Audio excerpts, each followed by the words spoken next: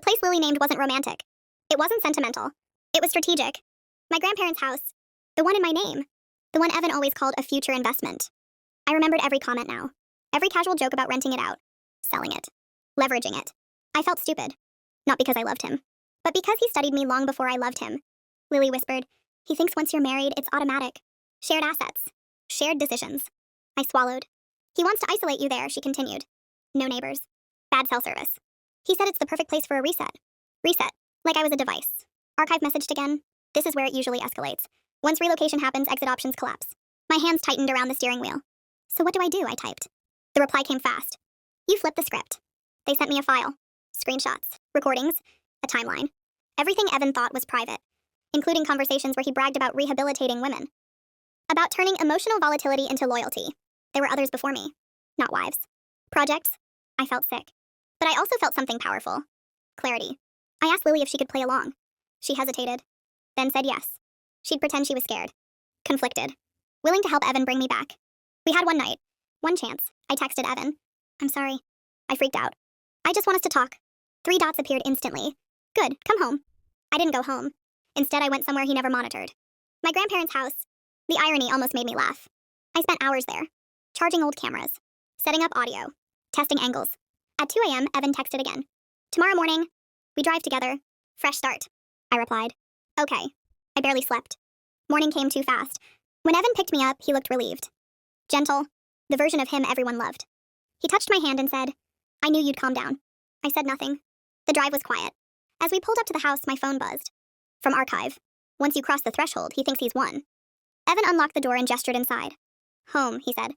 I stepped in. He followed. And then I locked the door behind us. He turned, smiled, and said the sentence that finally shattered the illusion. "Now we can fix you." I pressed record. Was I baiting him? Or walking straight into the most dangerous moment of my life? I didn't argue. I didn't cry. I didn't ask questions. I just nodded. Evan relaxed instantly. That told me everything. He walked through the house like he owned it. Opened windows, checked doors, commented on how quiet it was. "Peaceful," he said. "No distractions." I sat on the couch and folded my hands in my lap. Exactly how he liked. He crouched in front of me. Soft voice. Concerned eyes. "You've been overwhelmed," he said. Anyone would be. I stayed quiet. He smiled. "See, that's better. You listen when you're calm." The word listen made my skin crawl. He started talking. Explaining. Like a teacher. Like a therapist. How relationships needed structure. How emotions distorted reality. How some people needed guidance. "How I help you be your best self," he said. I asked my first question. "What about Lily?" He didn't flinch. "She interferes," he said calmly. "But she loves you. She'll understand eventually." That's when I leaned forward. "And Hannah?" He laughed. Actually laughed. "She was useful," he said. "Jealousy accelerates attachment." My nails dug into my palms. I asked another question. "How many before me?" He paused. Then shrugged. "Enough to know what works." My phone vibrated in my pocket. Recording still running. Evan stood and walked toward the kitchen. "That's why I chose you," he continued. "Your past made you adaptable. Your empathy made you trainable." Trainable. I stood up slowly. "What happens if I don't want to be fixed?" He turned. Looked surprised. Then disappointed. "That would mean you're resisting," he said. "And resistance is just fear." I took a step back. "So what do you do with fear?" His voice dropped. "You remove the source?" That's when I heard the car outside. Doors slamming. Footsteps. Evan frowned. "That's strange," he said. The front door rattled. Lily's voice shouted my name. Evan spun toward me. His expression changed. Not angry. Panicked. "You said she was with you," he snapped. I smiled for the first time in weeks. I lied. The door burst open. Lily rushed in. Behind her were 2 people I didn't recognize. One held up a badge. The other had a camera. Evan stepped back. Hands raised. Confused. Calm. "I think there's been a misunderstanding," he said. The officer looked at me. "Ma'am, are you safe?" I opened my phone, stopped the recording, and pressed play. Evan's voice filled the room. "Once relocation happens, exit options collapse. Marriage increases compliance. Now we can fix you." Evan's face drained of color. For the first time, he looked human. The officer's expression hardened. "Sir," he said, "we're going to need you to come with us." Evan laughed nervously. "This is out of context," he said. "She's unstable. Her sister can explain." Lily stepped forward. "She already did," she said. "To the police. To a lawyer. To everyone you lied to." Evan looked at me. Really looked. Not as a project. Not as a plan. As a risk he hadn't calculated. As they put cuffs on him, he leaned close and whispered, "You think this makes you free?" Then louder for everyone to hear. She begged me to help her. The room went silent. Every eye turned to me. For a split second, doubt crept in. Then Lily squeezed my hand. And I spoke. "I begged him to love me," I said. "He decided to own me instead." They let him out. But I knew something wasn't over. Because as the door closed, Evan smiled. And mouthed one word. Archive. Had I really won? Or had I just stepped into the part of the plan I still didn't understand? The silence after they took Evan felt unreal. Like the house was holding its breath. Lily sat beside me on the couch. Neither of us spoke. The officer asked if I wanted medical attention. I said no.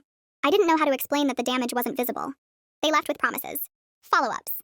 Court dates. The door closed. And that's when I started shaking. Not crying. Shaking. Lily wrapped her arms around me and whispered, "You did everything right." But the world didn't see it that way. Not yet. By morning, people knew. Evan's parents called first. Then my mom. Then friends who hadn't spoken to me in weeks. The questions all sounded the same. Why didn't you leave sooner? Did you really not notice? Are you sure you're not exaggerating? Exaggerating. That word followed me everywhere. Evan's lawyer released a statement. Said he was misunderstood. Said I was emotionally fragile.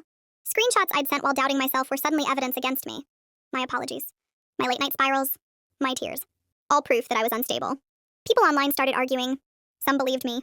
Some didn't. One comment stuck with me. If he was that bad, she would have left. I wanted to scream. Archive went silent. No more messages. No explanations. That scared me more than Evan ever did. Then, 3 weeks later, I got an email. From an address I didn't recognize. Subject line, "You weren't the first. You won't be the last." Inside was a single sentence. He taught others how to do it. Attached was a forum link. Private. Encrypted. Filled with posts. Men talking about emotional compliance. About soft isolation. About partner optimization. Evan wasn't alone. He was part of something bigger. And buried deep in the threads was a username I recognized. Archive. But it wasn't one person. It was many. A network. Teaching. Sharing. Refining. Suddenly, Evan's confidence made sense. He wasn't improvising. He was following a system. I forwarded everything to the police. They said it was complicated. Jurisdictional. Hard to prosecute. Translation too big. Meanwhile, Evan posted bail. The first thing he did was send a letter. Handwritten. Delivered to my lawyer. It said, "You proved my point. You needed structure. Now you're unraveling." I burned it. But the damage was already spreading. Friends distanced themselves.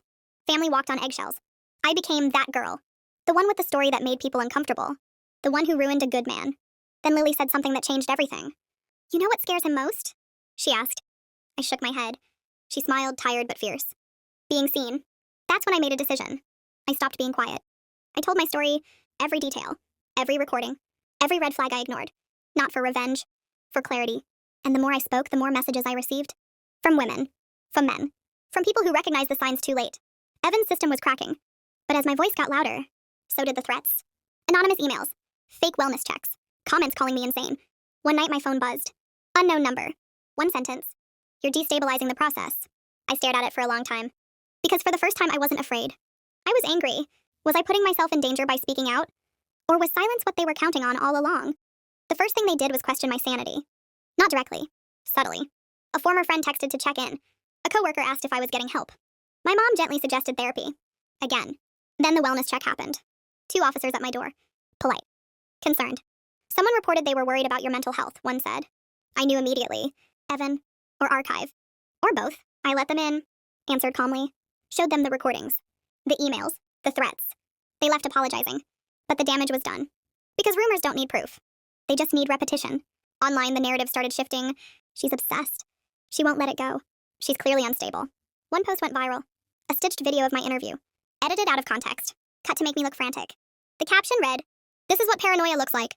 I cried that night. Not because they were winning. Because I finally understood the cruelty of it. This wasn't about defending Evan. It was about warning other women to stay quiet. Lily came over with takeout and fire in her eyes. "They're trying to exhaust you," she said. "Make you doubt yourself again."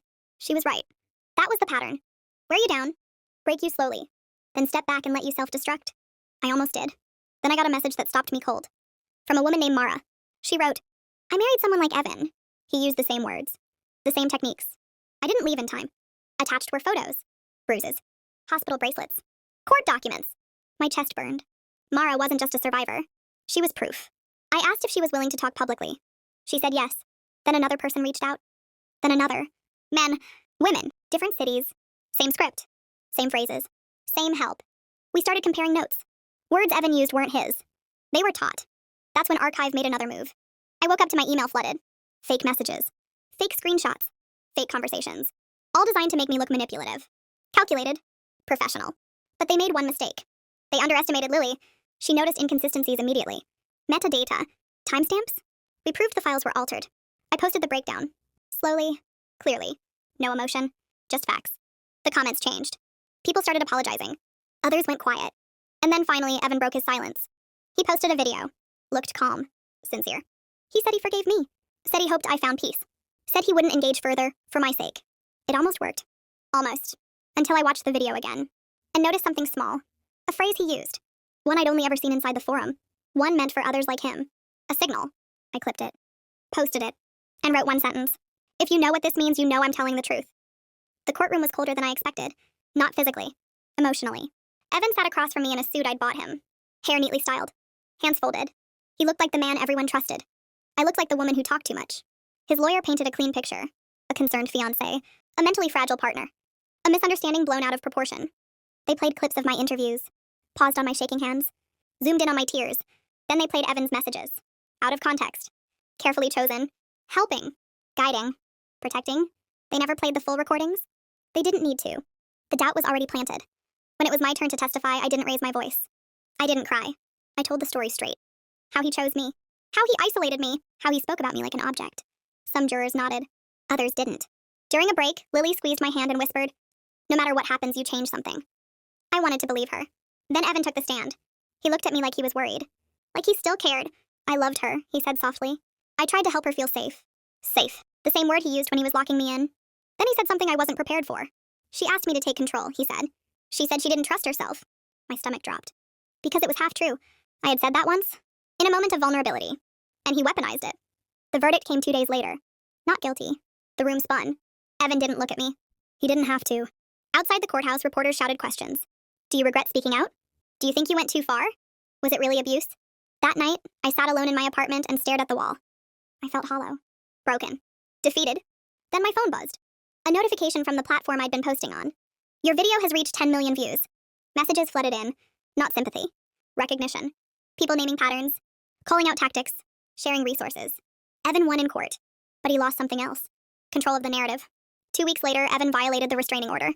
Just once. Just enough. A message sent through a third party. "You proved my point. You can't let go." I forwarded it to my lawyer. This time there was no doubt. No ambiguity. He was arrested again. And this time the charges stuck. Because patterns matter. And so does persistence. As they led him away, he finally looked at me. Not angry. Afraid. Because I wasn't reacting the way I used to. I wasn't apologizing. I wasn't explaining. I was done. Months later, I stood in the house he once called perfect for control. I sold it. Donated part of the money to survivor groups. And changed my number. Sometimes I still replay moments in my head. The red flags. The warnings. But I don't hate myself anymore. I understand her. The girl who loved deeply. Who trusted easily. She wasn't weak. She was human. And now people ask me the same question over and over. Why did you stay? Why didn't you leave sooner? I finally have an answer. Because he didn't start as a monster. He started as someone who felt like home. So, was I wrong for staying as long as I did? Or was surviving the hardest part the only way to make sure he never did this again?